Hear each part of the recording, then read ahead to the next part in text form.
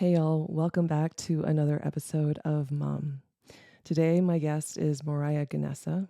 She is the founder of Four Visions, a platform dedicated to the amplification of indigenous cultures and integrating ancient plant medicine into the modern world.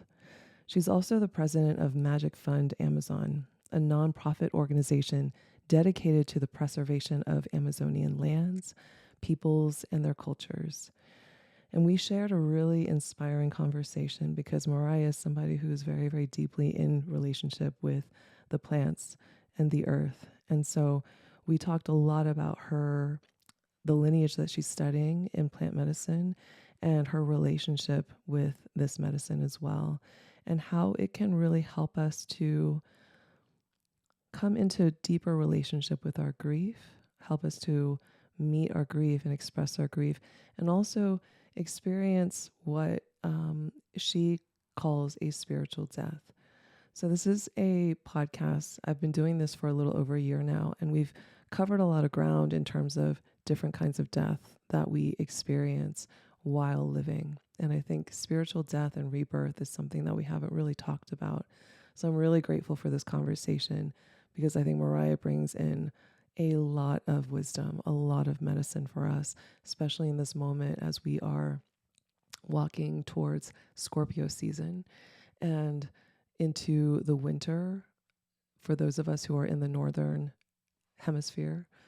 And I think that the idea of letting go and preparing for the death to reflect and kind of go a little bit more inward as we are walking into autumn really is what many of us are holding in our bodies, in our hearts, in the preparation of what the rest of the year is going to bring forth. So this feels like a very resonant conversation to be having and to be releasing at this time. As always, I invite you to just gently close your eyes. If you're in a space where you can do so, feel your feet and your legs planted on the earth. And take a nice deep breath in through your nose, holding it for just a moment as you feel into your aliveness, feeling that flow of energy throughout your vessel. And just go ahead and just sigh that breath out, sinking back down a little bit further into this connection between you and the earth, allowing your body to feel a little bit heavier, to relax, and to fully receive the medicine that Mariah has to share. It's my honor to introduce Mariah Gannessa.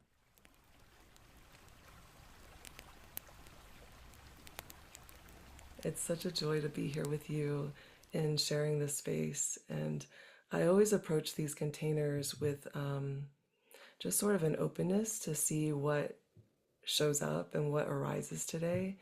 And I know we are going to be talking a lot about spiritual death and grief and how the earth and nature and plant allies can support us as we're moving through changes really throughout our lives.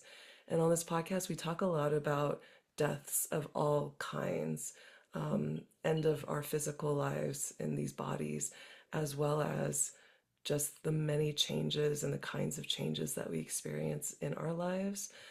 Some people like to call them little deaths, but I find that some of them are pretty big deaths as well. And so I'm just really excited and honored to be here receiving your wisdom. And I noticed that you just took in some plant medicine or plant some earth medicine just now.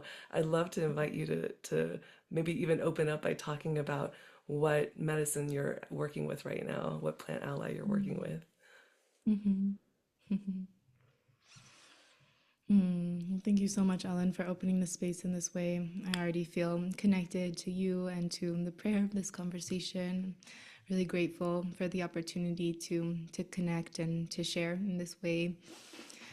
And yeah, it's such an honor to get to speak and connect. And whenever I get to have these conversations, there's a special medicine that I like to work with. And this medicine is actually a few medicines. It's a combination of three different plants. So there's the ambil paste, which is a tobacco paste, and it is cooked tobacco, and it is also a combination of a special earth mineral salt that's harvested from a special palm tree. So we take the medicine of the ambil first, and this medicine is the sacred masculine. It represents also the bitterness of life, and it is always the invitation to connect with the fluids of life, and the amniotic fluids of our gestational memory as well, because it causes us to salivate. And when we place it in the mouth, we always place it with intention and prayer, and then it causes the salivary glands to start to release fluid. After that, we take the mambe, which is the spoonful of green powder that you saw me take. And the mambe is a combination of the coca leaf, which is a common medicinal plant for many indigenous peoples. It's a very sacred master plant. And then it is also with the guarumo leaf, which is a tree that grows in the Amazon for rejuvenation, revitalization. It works with the lungs, so it opens us to the breath of life, spiritual oxygen. And the two plants are pulverized together, and together they create the mambecito. And the mambe is a feminine counterpart. It brings sweetness, it brings balance. And when we take these medicines together, it opens us up to the sweet word and opens our heart to be able to connect from this place of connection, of recognition that we are all one, that we are not separate, that we're all part of nature.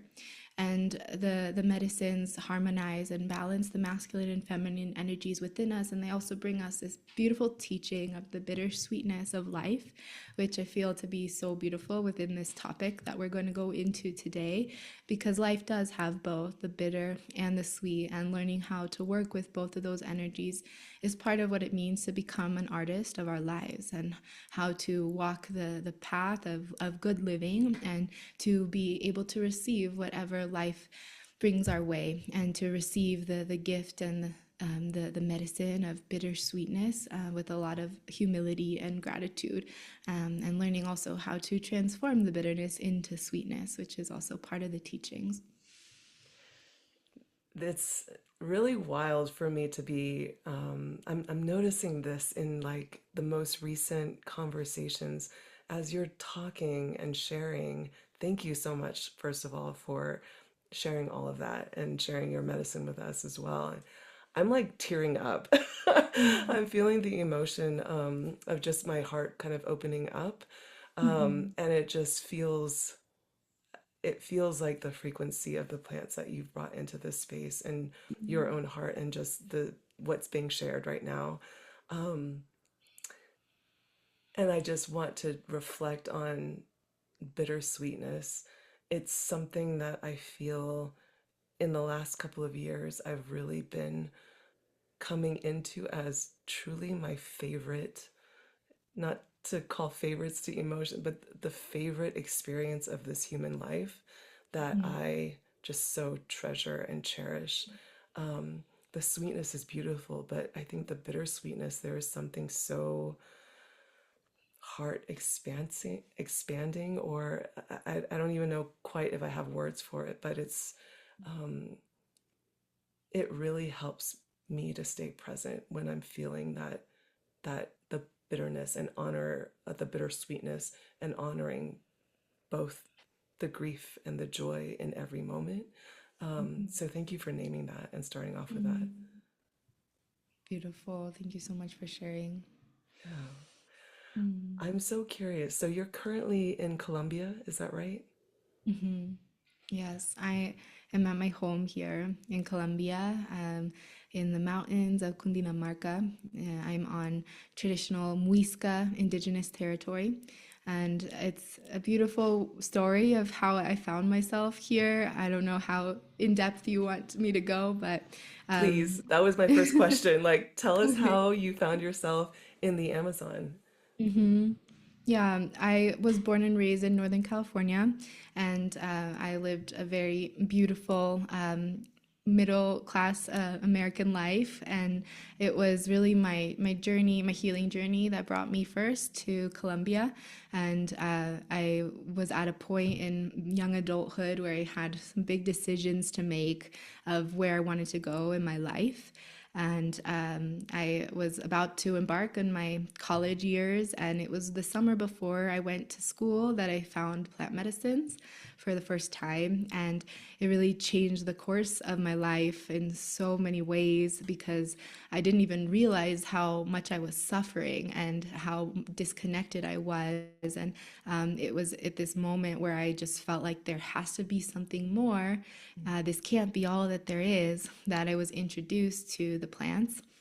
And what ensued was the last 11 years of my life that have really been, deepening into a path of nature and a path of walking with the plants. And it led me to Colombia for my first time when I was 18 years old. And I found the indigenous wisdom keeper and traditional medicine man and botanist who is now my teacher. And I've spent the last 10 years of my life studying with him and supporting him in his work with sharing the medicines of his people with the world.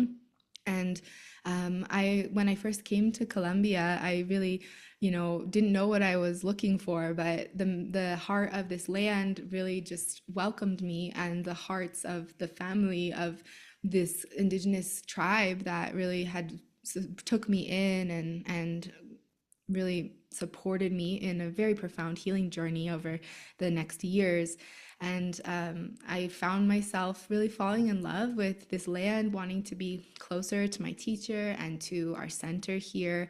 And the path opened up for me to purchase a property right below his farm and his family's land. And that was about 5 years ago. And I ended up giving birth to my son here in Colombia and on my land here. And it's been a really beautiful journey. I think for people who leave the lands that they are born in and they go somewhere else, it's not for everyone. Not everyone has to do that. But that was part of my path. There was information for me to discover and uncover here in these lands. And there was some deep work that I had to do here. And over the years, a lot unfolded with my own personal work and my business and our work with the indigenous tribes. And so me being here has really just allowed me to be on the ground working both in our retreats and our healing ceremonies, as well as with our different initiatives and projects that we're working on with the indigenous communities in the Amazon. And so it's been a beautiful journey, and I'm so grateful for all of it. And yeah, definitely a really beautiful thing that I never would have imagined, but that's how I found myself here today. Oh, I'm I'm really interested to know also when you were saying in the very beginning when you found plant medicine, what was it that you were maybe consciously looking for or unconsciously looking for that drew you to the plants, and what specific plants were you working with? Mhm. Yeah, so I had lived, the first 16 years of my life. I found the plants when I was 16. And I had just graduated high school. And I spent the first 16 years of my life kind of rushing through my life, like there was something to get to.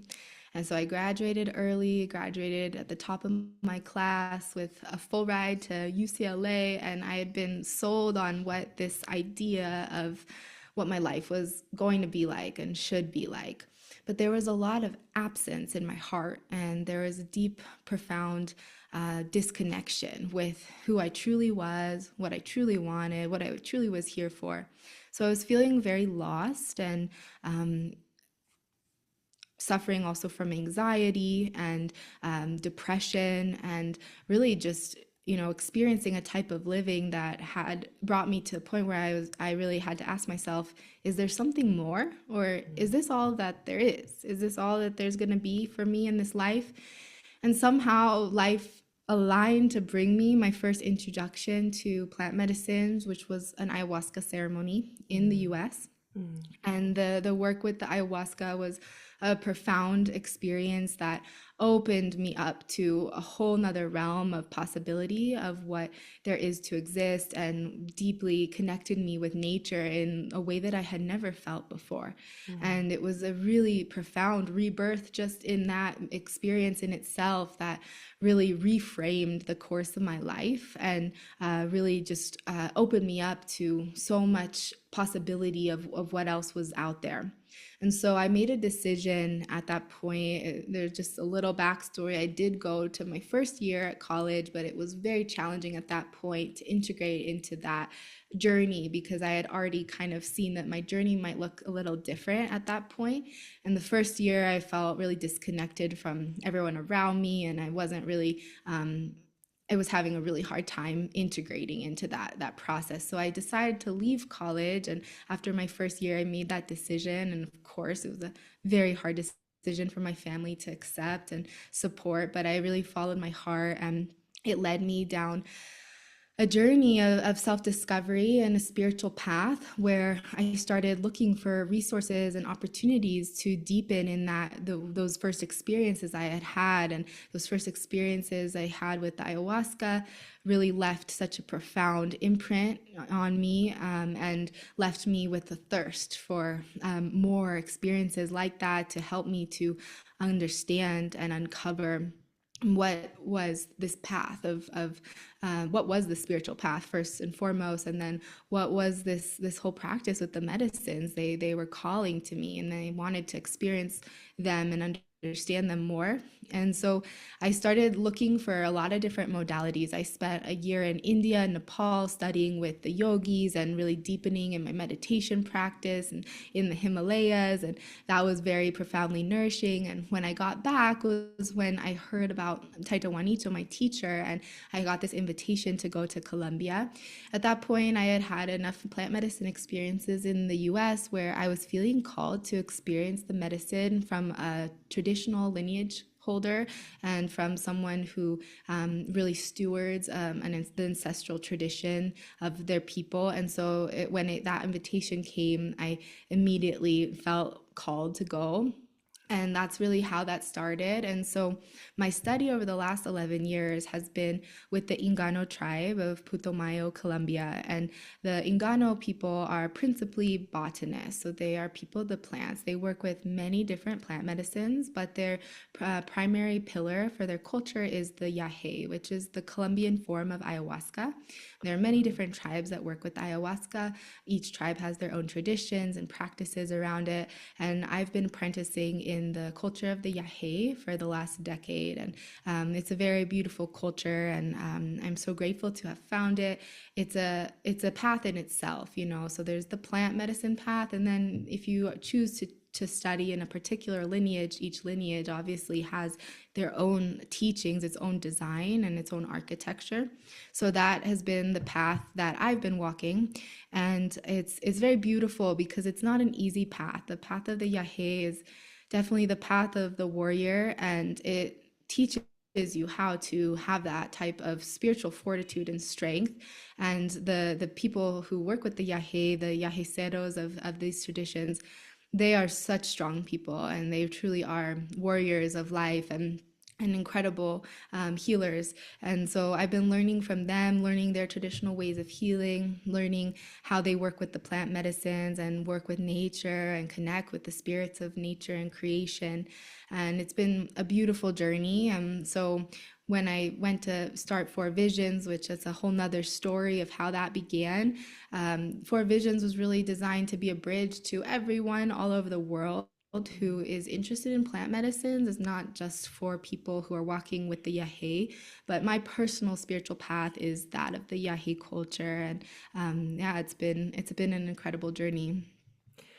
I'd love to hear a little bit more about the warrior spirit of this plant medicine. And I think that's new for me. I haven't heard it articulated quite like that before. That I think it's different than my relationship with, say, the sacred mushroom. But yeah, can you talk a little bit more about that warrior spirit? Mhm. Each of the medicines, they have their own way of working with us, and they bring a different medicine. They have their own ceremonies and rituals. They have their own songs and chants and prayers. And so the yahe is the ayahuasca, but everything from the way that they prepare it to the way that the diets are to the different elements regarding the culture and the practices within the culture. It's a very strict culture, and it's interesting because it's also a very masculine culture. And for me as a woman to find myself so at home in such a masculine culture is very interesting, and it hasn't always been easy, but there's something about the structure of this culture and the tradition and the way the grandfathers teach that is it was a fit for my personal path and what I was needing.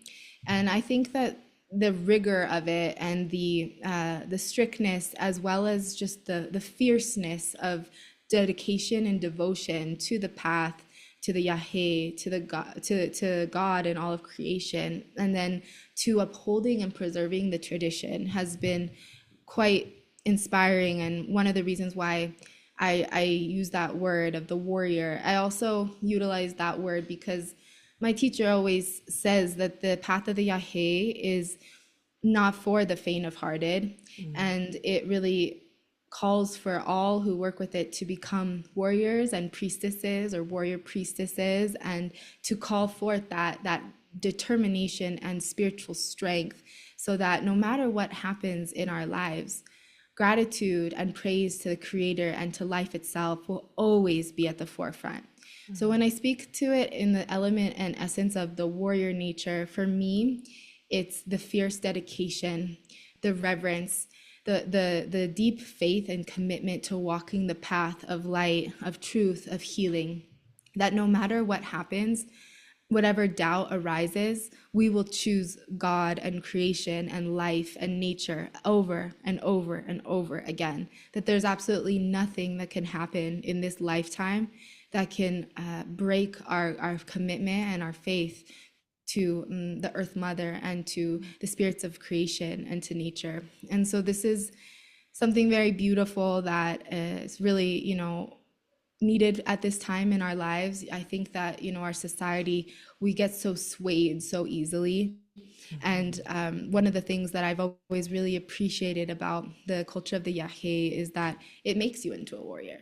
It makes you into someone who's fiercely dedicated and committed to the path. And over time, we gain a spiritual strength and fortitude to sustain that. At first, of course, it's we waver, right? And as we're going through that process of spiritual maturation and the cycles of transformation, we have our moments of doubt and disconnection, or where we lose that connection. But throughout the time of studying and working with the path, one learns how to sustain this spiritual fortitude and strength and trust in life itself. And so that's really, how I would describe it in the best way that I can. I also would say that it takes a true warrior to approach life knowing that whatever comes, we're going to embrace it. And whatever comes, we're going to accept it. There's absolutely nothing that's going to change that, and it's a huge shift in our psychology, especially as Westerners who we're so conditioned to shy away from what's hard, or to throw in the towel when things get challenging.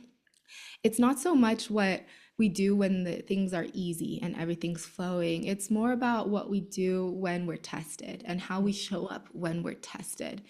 And what I've really just been so inspired by the men and women of this tradition is that I really look to them in the moments of chaos and in the moments where, for lack of a better word, shit hits the fan. And in those moments, that's when I'm truly humbled by their spiritual strength and dedication. And nothing can move the floor underneath their feet because they're so rooted to the earth. And so this is what the Yahe teaches us, how to live and how to be. And it's a very beautiful thing that I think we're so much very needing at this time in humanity's evolution, is this element of fierce dedication and determination and commitment.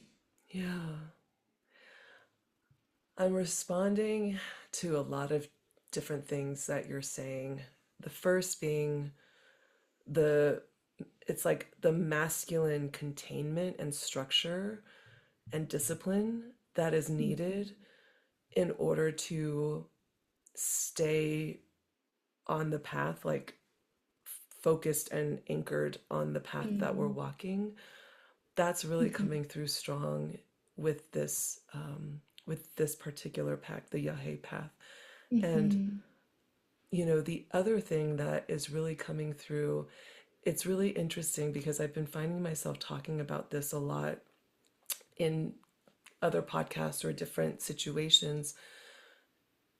I'm Chinese Taiwanese, and there's a saying in Chinese called 吃苦, which means eating your bitterness.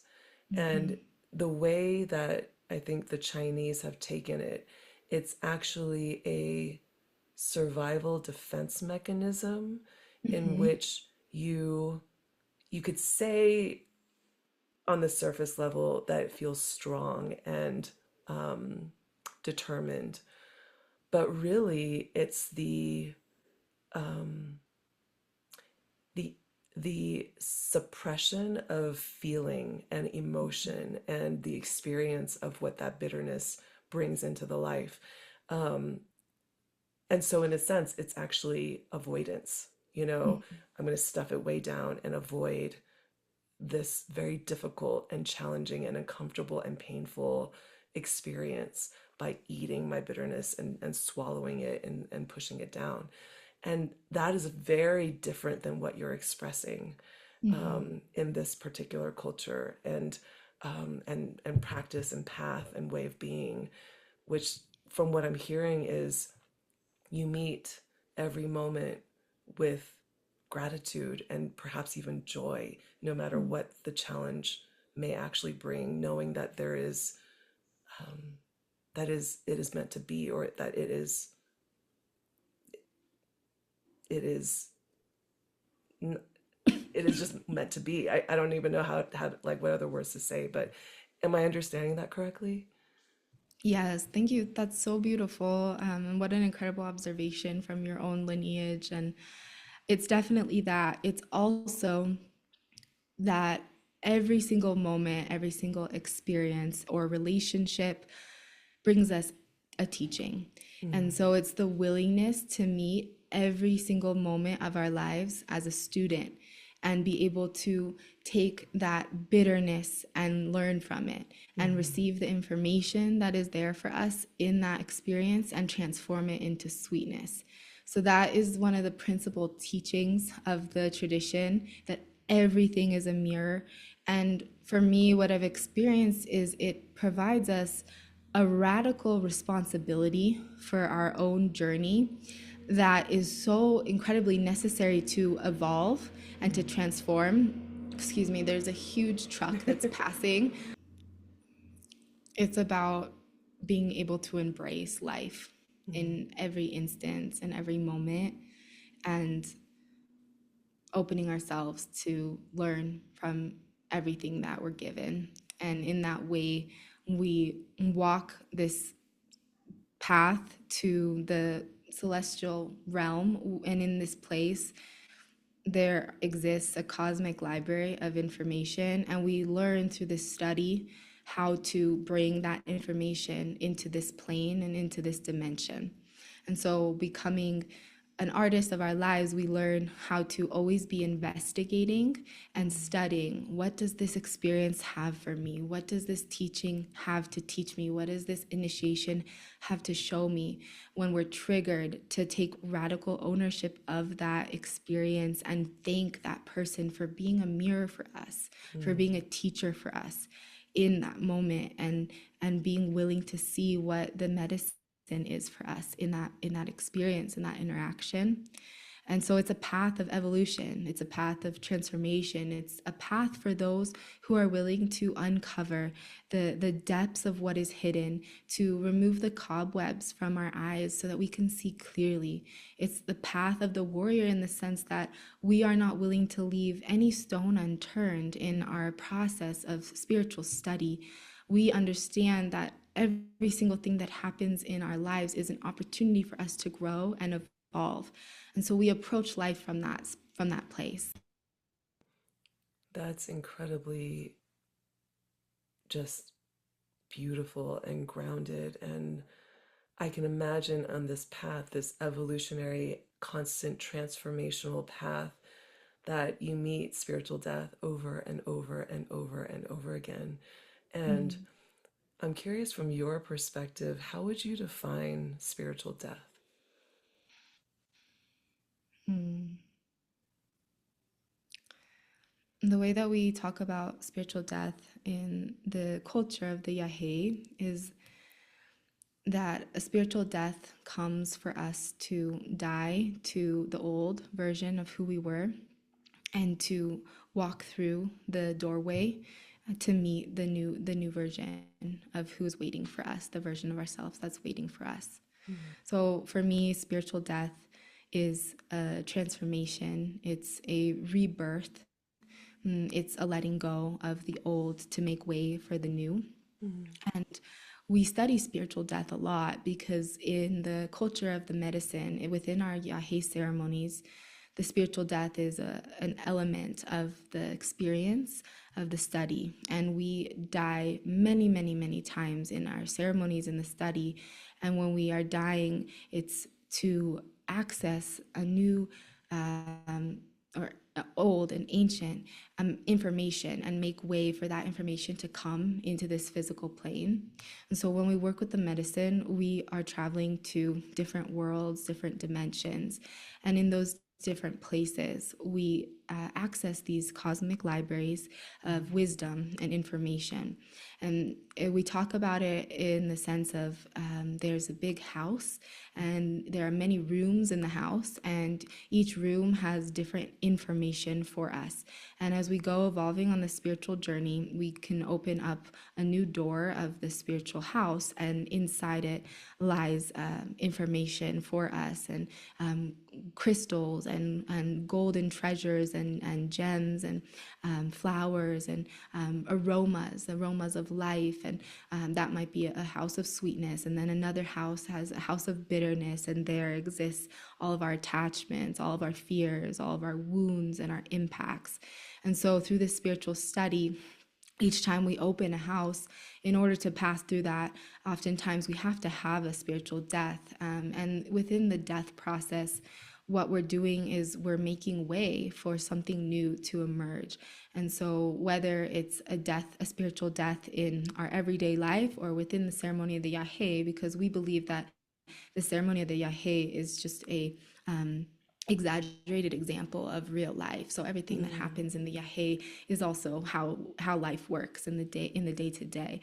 So whenever we experience this, the more that we can embrace this experience and surrender to this experience, the easier it is. And spiritual death can often be so challenging and bitter, but it's because we are holding on so tightly to that old version of who we are and our attachments to that old version that we were so comfortable in. Mm. And so in order to make way and have this fullness of a spiritual death experience, we actually have to embrace the dying within and embrace this process of everything has to fall apart so that it Mm. can be reborn and rebuilt within us, within our lives. This is the nature of existence. Mm. I love what you said. Everything has to fall apart for things to be rebuilt, and that this is the nature of existence.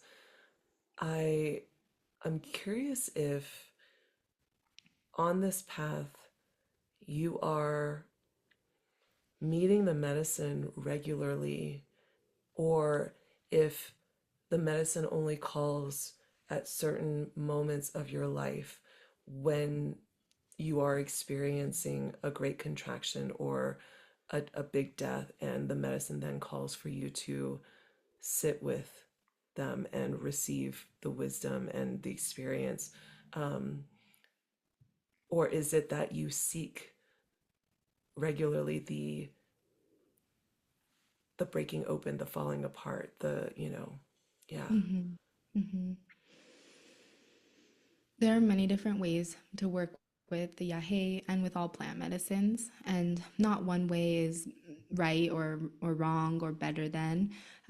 For some people, the medicines play a fundamental role in their healing journey, and sometimes people work with plant medicine one time, and that's enough. That's they get what they need, and that was all that they needed from it, and they never work with it again. Other people feel called to work with the medicines regularly for a period of time to help them through a significant process, or to go through a healing journey. And Mm-hmm. during that time, they might come 3, 4, 5 times in the span of a year or a year and a half. And then they might complete that cycle, and maybe they don't work with the medicine again, or maybe they come every year, every 6 months to just kind of check in and do kind of a cleaning.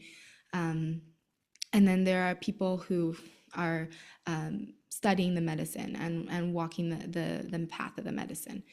So for everyone who is working with the medicine in this way and who consider themselves to be yaheceras or yaheceras, yaheceros or yaheceras, for us, we drink to study the human consciousness. And Mm-hmm. so, even for us, when we first started, just like I shared about my personal journey, we started just like everyone else, healing ourselves, and yeah, healing our lives and organizing things that needed to be organized. And then there got to a point where that chapter completed, and we're never healed, but there was that an end point to that, intense time of personal healing. Mm-hmm. And then every person has to make a decision: is that the end of my time with the Yahe, or what's the next step? If you want to continue working with the Yahe, then we enter into a different way of working with the Yahe. So many people find plant medicines for healing, whether it be physical, spiritual, emotional, and that's often why people are drawn to plant medicines. Mm-hmm. The way that we work with the Yahe within the context of the culture, and the way that the taitas and the curanderos and the wisdom keepers of this lineage have worked with the Yahe for thousands of years, is that the Yahe is our counsel. The Yahe is our principal pillar of our culture, meaning that we consult the Yahe regularly, and we utilize it in many different ways. Number one, we walk the healing path. So we are studying the art of healing, and we're helping other people to heal through facilitation and studying the different practices and the healing traditions of the culture. And so we're working with the patients who are coming now to be healed from us, and learning how to perform the healings and the spiritual limpias, the cleansings, and the curing of someone, and supporting and working with the spirits of nature to open that dialogue, because ultimately the healing work is done between each individual person and the medicine and the spirits of nature. The only thing that the healer does is the prayers and the chants to open that channel and to support that process of the intimate connection to take place between the person who's drinking and the medicine itself. And so we're studying this process. We're studying also the art of the diagnosis. So learning how to diagnose a patient, learning how to support a patient in both the ceremony itself and then also the traditional botanical remedies, because like I mentioned, we're botanists, so we work with plants outside of ceremony too to support people in their process, and there's other therapies that we offer as part of the traditional culture. And so we're practicing and learning the art of healing, and then we're also studying the cosmic library of wisdom.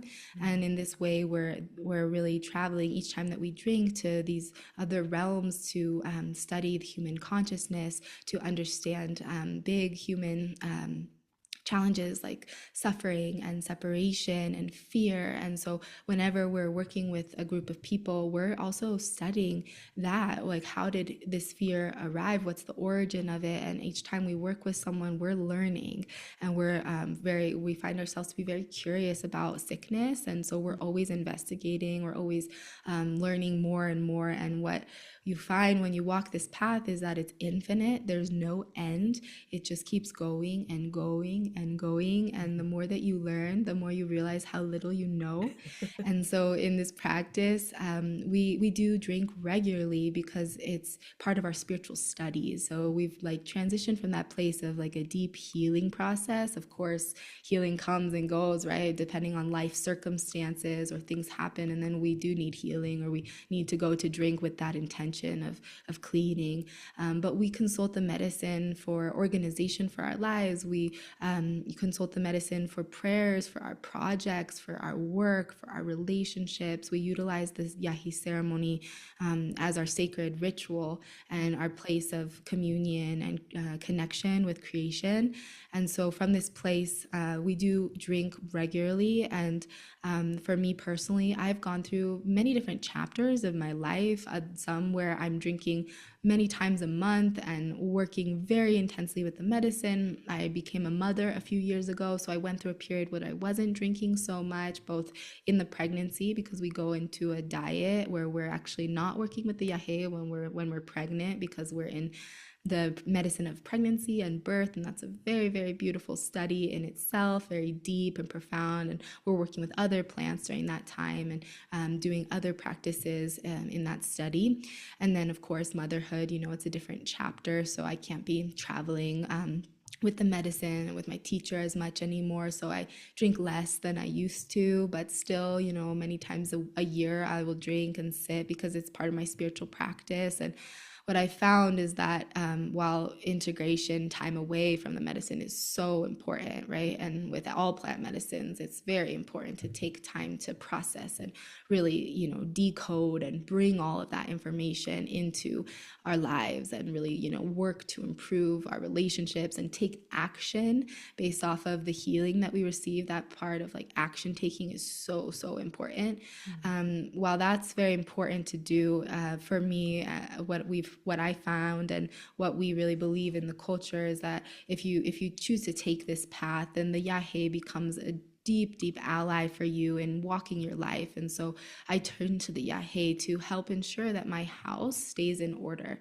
My home, my son, my family, my work, my business, that everything stays balanced and organized, my relationship with myself, my health. And so it's very much like a preventative medicine in the sense that we utilize it and turn to it to ensure that everything stays in balance and stays organized. And it's a very helpful tool to have. And there's so many ways to do that. Daily prayer and meditation are incredible ways to maintain that spiritual hygiene and cleanliness and make sure that we don't accumulate too much. But what happens is that we are always taking on energy from things that happen to us or impacts that happen, experiences, and over time, they start to weigh us down. And so we have to learn how to clean ourselves from that, how to lighten our load. And there has to be some sort of spiritual hygiene practice for someone walking the spiritual path. And for us, it's primarily the yahe. Of course, we also have our meditation and our prayer and our daily practice and our work with the plants on a daily basis in different ways. But for us, primarily, we go to the yahe, and the yahe is like our doctor, but she's our psychologist and our physical physician and, everything. She gives us everything. So we really can turn to her, and she helps us to get the clarity and the guidance. And whenever we have big decisions to make or, a big change is happening in our lives, an ending of something or a move or, a new job or a new opportunity, before we make any choices, we always go to the yahe and we organize and we place these big decisions or prayers into the medicine, and we ask the medicine to guide us. And so we're always taking this step forward from this place of aligned action and guidance from the spirits of nature. Wow. I I'm like just taking everything in that you are sharing, and it's so it's resonating so deeply because Mm, there's a lot of resonance around the way I work with the sacred mushroom and where I'm at in my I love the way that you talk about it as studies, because that's exactly what I feel is occurring, though I don't think I ever had the language for it until this very conversation. But I feel like when I first started with walking with the mushroom, that very first year was an intensive deep dive into deep healing, particularly of grief, which I'm really excited to kind of get into in this conversation. Um, and then they became teachers, in a sense, instructors. And every time I sat with them, I felt like there was sort of this nugget of universal wisdom that was being passed through that experience. And I was able to take that truth, and then I would spend the next 3 to 6 months really integrating and sitting with that truth and learning how to embody that truth. And so just hearing the way in which you're explaining your personal path with the Yahe, it feels so, there's so much alignment. And because I don't walk with a particular lineage or study from a particular lineage, there's something that feels very humbling, and also it's almost like a validating in a sense that the relationship I've cultivated with the medicine is um, in right relationship, or it's in alignment in a way that, I think perhaps I never really, I just sort of trusted, maybe blindly. But yeah, it just feels really good to hear these words coming out of your mouth and to hear how you're in relationship with the Yahe. Mm. Thank you for sharing. It's so beautiful. And I just want to say that a lot of people who come to work the Yahe, they also have a profound relationship with other plants. And just like you're sharing with your relationship with the fungi, these teachings and these practices can be applied to how we relate to other master plants and visionary plants. And especially for those of us who are experimenting or studying these medicines without a lineage or a container, having some framework for how to approach it can be so helpful. And so Mm. I'm so happy to hear about your own experience with the mushrooms. And mushrooms are such incredible allies too, and they have like a way of bringing the love and the sweetness and the joy that's just so magical. And we're all called to certain medicines, so there's certain medicines that are like the right vibrational match for where we're at in our lives, because also that can change throughout the course of our life, or what we're needing, or also just our design. Like, Mm. you know, you, Ellen, you're like, you are a mushy, you're like of the mushroom people, you know, and how beautiful. And to be able to continue deepening that with that faith and connection and trust, and opening deeper to it. And yeah, maybe one day you can come join us in Colombia and experience the Yahe, because we'd love to have you. And what you find is that an experience like this would just strengthen your work with the mushrooms so deeply, you know, and just give you so many more tools that you can utilize to hold that container of your studies. Oh, yes. I'm already like feeling there there's a trip in the future for me for sure to come down to Colombia. Beautiful. Um, I'm really in my study of death work, which is now really what I call my medicine work. I don't think I put the two together really until I actually studied death doula training, and I started to realize that, okay, there, as you said very beautifully, there is a spiritual death that occurs many times through even one single journey, or one instance of sitting with the medicine. Um, and I find that in my own personal experiences with the sacred mushroom and in witnessing others walking with the mushroom, oftentimes we're meeting this fear. Um, and what I'm starting to realize is that all the fear that we experience in life seems to be connected to this ultimate original fear of death. And I'm curious if that's what you're noticing as well in your studies, and in your facilitation. Mm-hmm. Yeah, I think it definitely has to do with fears. And we have so many fears, but of course, the biggest fear that most of us have is the fear of death. And so, having a spiritual death experience, whether with the medicines or without, is such an incredibly potent gift and blessing because it teaches us how to let go of that fear in a huge way. When we liberate our deepest fears, what we find is that we're able to live our lives from a truer, more fuller place. Life becomes more vibrant and more colorful because we're no longer living and holding ourselves back out of our own fears that sometimes we don't even know exist, or they're so subconscious that we don't even realize how they're informing every decision we make, everything that comes out of our mouth, everything that we say to ourselves. Everything is so often ruled by our fears.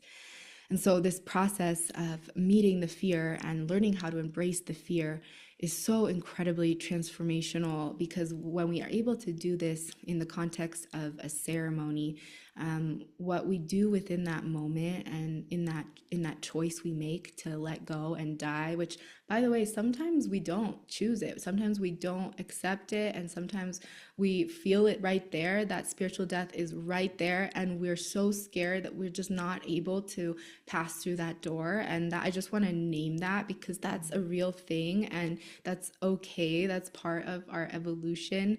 And what that means is that there was an opportunity there, but it wasn't the right moment for you. And it will come again in another way when the time is right, and there's healing and preparation taking place in that moment, even when we choose not to go through that door. But when we do choose it, and when we are able to let go, and when we're able to surrender to the experience that we're being given, I like to think of the medicine ceremonies as like our training wheels, because we get to go through the process that we then apply to our lives. And once we do it once in ceremony, there's this magical thing that happens where we can do it in real life. And it's like we've already done the rehearsal, right? The dress rehearsal was there in ceremony, and then we get to do the real thing. And it's like, okay, I've practiced this, and it's like, it's a little bit easier than we might have even imagined it being. So I do really feel like it's this opportunity to face our deepest fears and our fear of death. And what happens when we say yes to that experience is there's a profound expansion that takes place in our spiritual being. And the spirits of nature are there watching us in that moment, observing, seeing, okay, what choice are you going to make? And depending on the choice that we make, they are like there to hold us accountable to that in our lives, moving forward from that ceremony. So we have a profound spiritual experience, transformation, facing our fear of death. Then we go into our lives, and what action are you going to take from this place of fearlessness, from this place of true trust and communion and faith with life and self? How are you going to live now that you gave over this tremendous fear that ruled your life? What does that mean for you now and what's to come? And what I have found and observed in myself and in many other people through this process of study is that when that is expanded, it's as though there's like spiritual oxygen that's breathed back into our blood and our bones and all of our organs, and we're renewed by the spirit of life. And so it's such a beautiful experience, because then going forward, we get to bring this color to our life. And music has more richness, and the paintings and the art has more depth, and everything, every connection, every relationship is more potent, because we are meeting life from this place of profound presence, which is really what the medicines are teaching us how to live, is to live in the ceremony of life in every day and every moment. And so I believe that when we have those experiences of spiritual death and rebirth, and we say yes to them, they open something very big within us and really initiate us. They're forms of profound spiritual initiations. And then when we walk through that threshold, then we have to make another choice of how we're going to bring this into our lives, and how we're going to act, and what steps are we going to take from this place. And so that's the invitation. And when we can really, confront those deepest fears, what we find is that we're free to live all that came here to live. We're free to be all that we came here to be, and we're no longer ruled by our inhibitions. So often, our fears, they really control our lives, and they keep us from really living from this place of presence and joy and gratitude. And so when we are able to have this process, we're able to really give honor, give reverence to the gift of life. It teaches us how to value our lives. That's really what a spiritual death teaches us, is what it means to give value to life. And even though we talk about, oh, life is so precious, life is such a blessing, for those of us who are living from fear, we're not truly honoring our lives. Yeah. Because if we're living each day fearful of that final moment, then we're not living life in totality. And so that is really what the invitation is, to step into the fullness of the frequency of true living, good living, complete and deep, deep living from this place of devotion and humbleness and reverence for this incredible, magical journey that we're on, and the understanding that all we have is right now, this moment. We don't know if we'll get another one. We don't know if we'll get another sunrise. All we have is right now. And so to let that be the way in which we walk, and to let that inform every action, every step that we take, and then life becomes something very, very beautiful, and it becomes romantic. Life itself becomes romantic, right? And colorful and magical and full and juicy, and has textures and flavors and aromas. And so that this process of spiritual death teaches us how to resurrect the flavors of life again. I just love listening to you talk and how you articulate these very beautiful truths that I feel in my body, and in my being. And it's just the language that you're putting to it is it's like breathing new life into these truths in a way that I'm experiencing or re-experiencing them in a different way. It's really amazing to receive. Um, Mm. the other thing I've been noticing, and I'm really curious to hear your reflection on this, is, and it may just be because in my personal journey, I I had suppressed my grief from losing my father when I was a teenager, and spent many decades, actually, like a couple of decades, almost 3 decades, really avoiding feeling that grief fully, and really allowing that grief to be fully expressed. And so I'm starting to notice that the people that I get the honor of working with, it the fears and the surface, mm, the fears and the issues are kind of at the surface level, that they're coming to be for the intention for what it is that they're seeking, or what it is that they're trying to heal from. I find that it always kind of goes back down to some suppression of life force, particularly grief, particularly pain. And I'm curious if that's also what you're finding too in your studies. Mhm.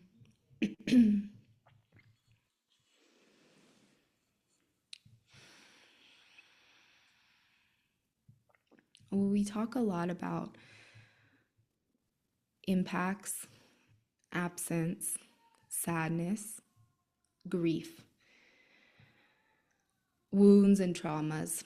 And so that's kind of the overview of the different elements that cause suffering in Mm, our perspective. And grief is one of them.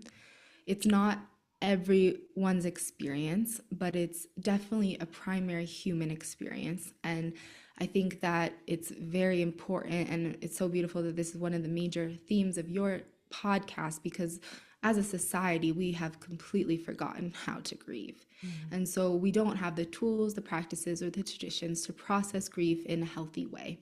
And so what we have is we have an entire society of people with unresolved trauma, unprocessed grief, impacts, wounds, and abandonment and absence in their hearts. mm, obviously that leads to a very sick society, a society that's very separated from the truth of who we are, disconnected, and in a lot of pain, right? Yeah.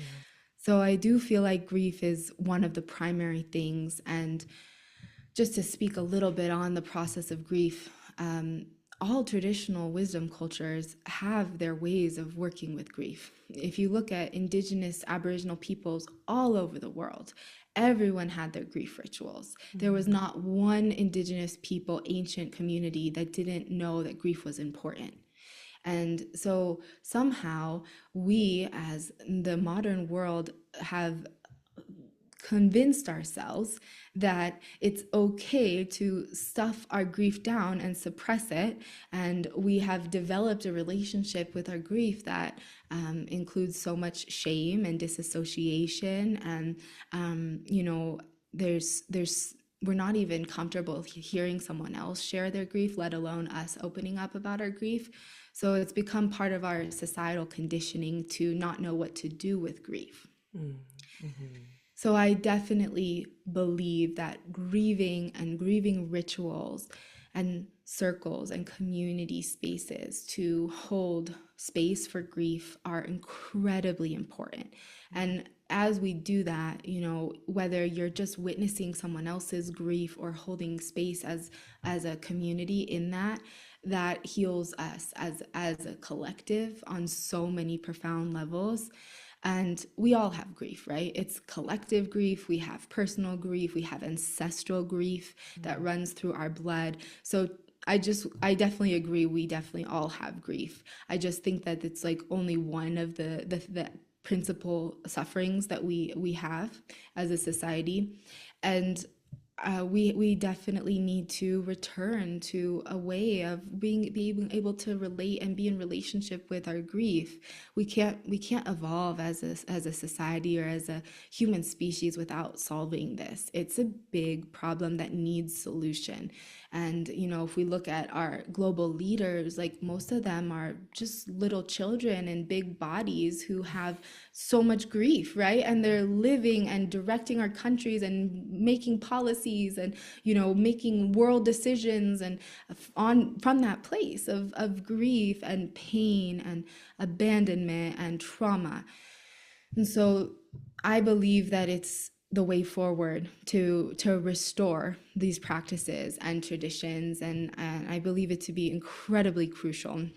And it is a doorway into our healing of our human consciousness. And it's also, grief is also a doorway into remembering our interconnectedness with all life, because I believe that all human beings are needing to return back to our in understanding that we are not separate from creation, and that we've forgotten this on a principle level, and that this process of coming home to the path of the heart, coming home to our interconnectedness with nature, is the only way for us forward as humanity. And if we want there to be an earth for our great grandchildren to inherit, if we want there to be fresh water and clean air and organic food and beautiful mountains and nature and the earth to be there for our children and our children's children, these things need to be addressed now in our generation.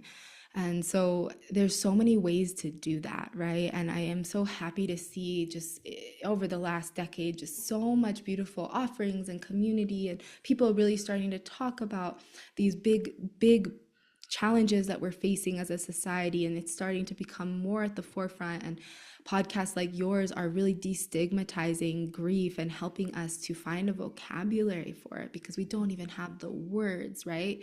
So learning how to restore that and recover this, and like I said, because all of our ancestors had this, it's something that is very innate for us to remember how to do. It's about returning back to our own humanity and seeing the person at the grocery store, at wherever, the gas station, wherever, seeing them as a human being, and really being able to humanize ourselves once again, and find that there's so much more that unifies us than separates us. And so I believe that all of that the way forward to find that again is through our grief, because we can't move forward if we don't heal and reconcile with the past. And in this tradition, we talk a lot about this process of reconciliation, forgiveness and reconciliation. And grief is there. Part of the backbone of grieving is forgiveness and reconciliation, accepting, feeling it, right? But often, we talk about, oh, don't wallow in your grief. So it's this fine line of learning how to process grief in a constructive way, in a way that makes room for the flowers to grow again and makes room for the breath of life to invigorate our spirits and make way for what's to come. And of course, there's certain griefs that will leave an impact with us and forever change who we are. And that's, beautiful. That's part of the human experience. But even in those, how do we embrace them and find that sweetness on the other side of the bitterness? And that's that reconciliation, that's that true acceptance and peace, inner peace. And that's the way forward.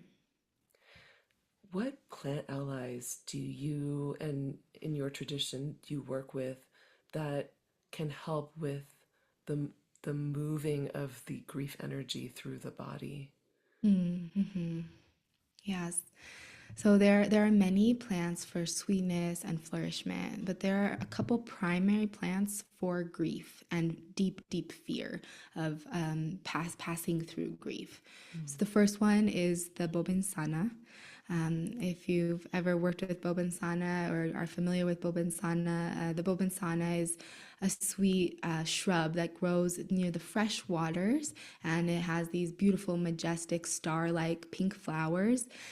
And the Bobansana is the medicine of healing the heart and the medicine of tending to our inner child. And she's the medicine for grief. So she helps us to attend to those deep parts of ourselves that were left untended.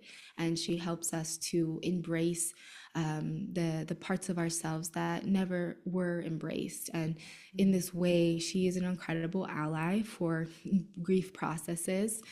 She has a lot of different benefits, as well as dream work studies and heart opening, but primarily with the grief and heartache. So she really helps us to soothe the heart and to bring sweetness to our life experiences, and teaches us how to extract the teachings or the medicine that our grief has for us. And so you can work with just the flowers, you can work with the leaves.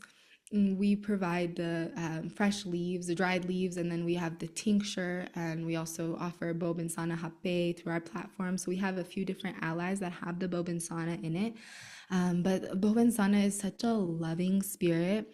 She's a plant that really is like, she's like this princess that has never hurt. And so she has no wounds. She only takes ours, and she's infinite. So she just takes it and takes it and takes it, and we can give everything over to her.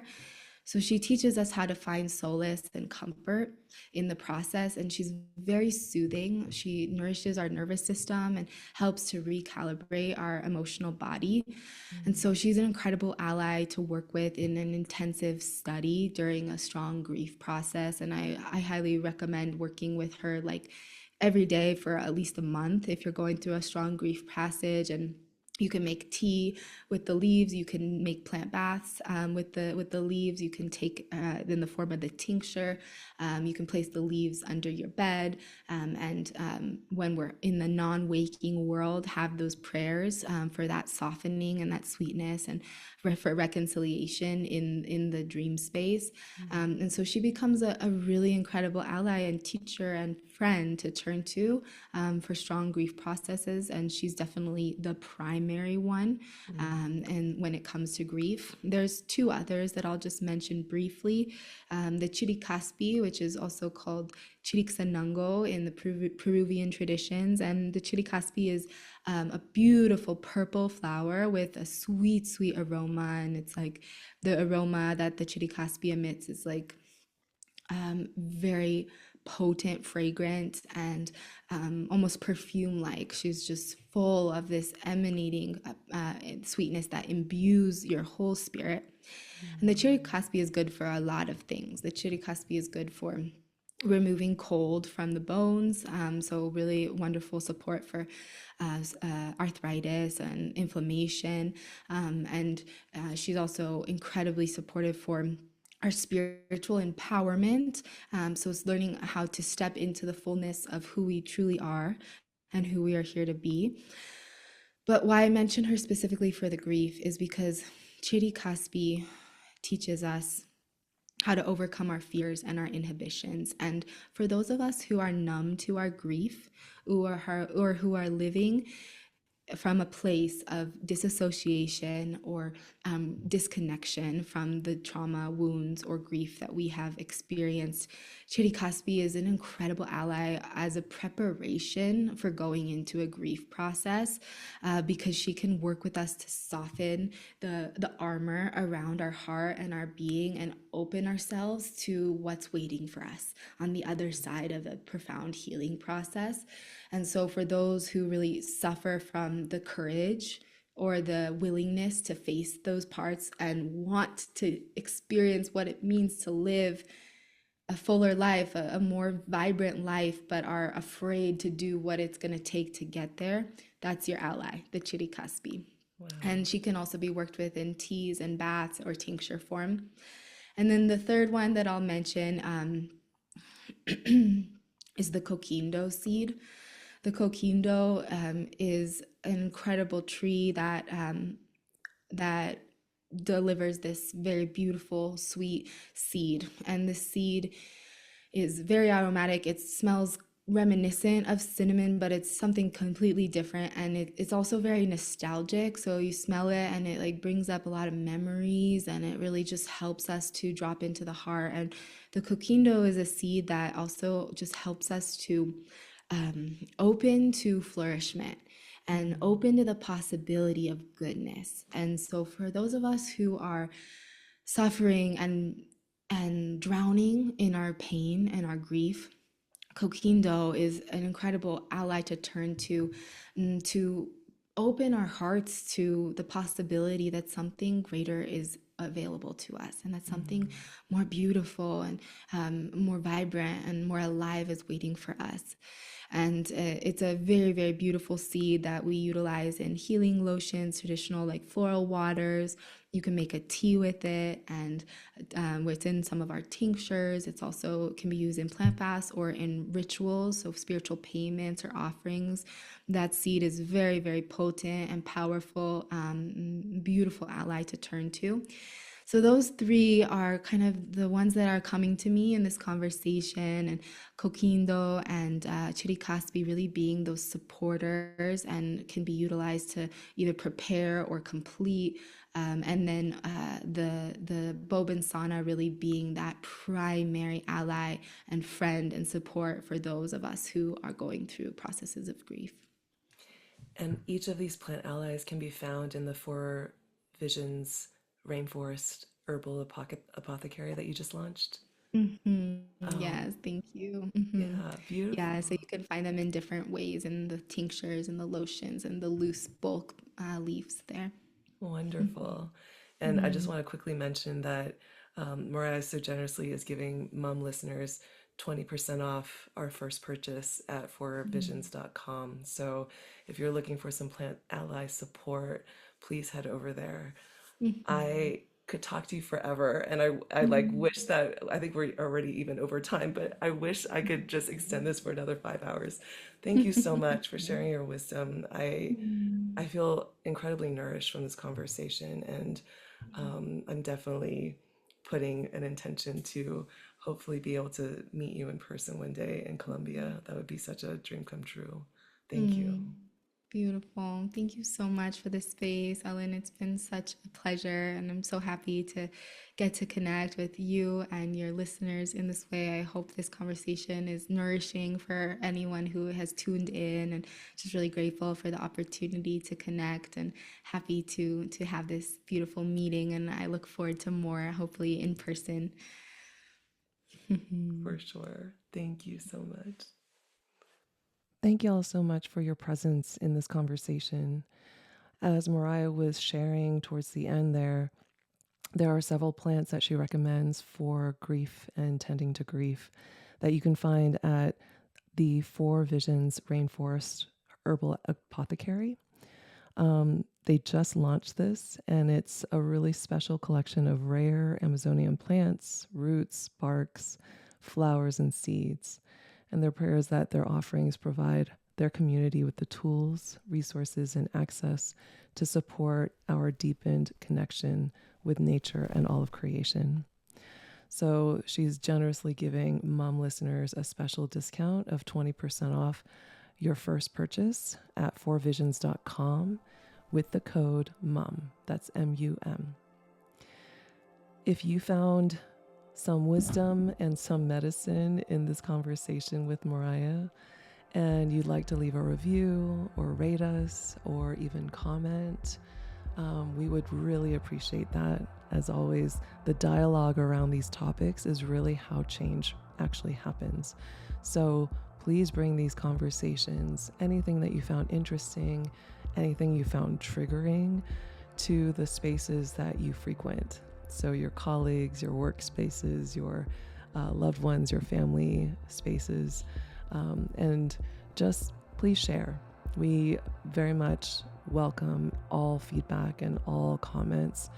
And I think this is really where, again, change happens, in continuing the conversation off air or offline within each of our spaces among those that we really respect and those that we love and walk with on a more daily basis. So I highly encourage you to share this out and to just share what you found really thought-provoking or inspiring. And again, also triggering, because that's also very, very valid. Thank you so much for tuning in. There's going to be another episode down the line, probably in the next week. So just tune back. And if you'd like for these episodes to go directly to your inbox, please subscribe to my Substack. That's Trip with Ellen. And you will be able to get this directly in. It's free with any subscription. Thank you so much, and I'll see you at the next episode.